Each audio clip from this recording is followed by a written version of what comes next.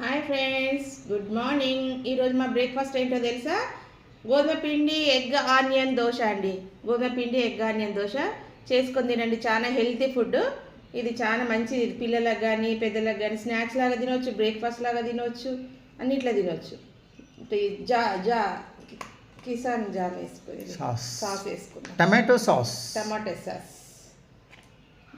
Sauce తోటి తినవచ్చు, ఉట్టిది కూడా తినవచ్చు.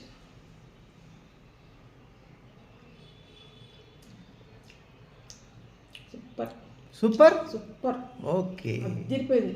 పిల్లలు అయితే ఎంత ఇష్టంగా తింటారంటే చెప్పొద్దు.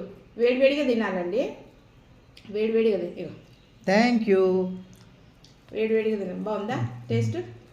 సూపర్ ఉంది. బాగుంది.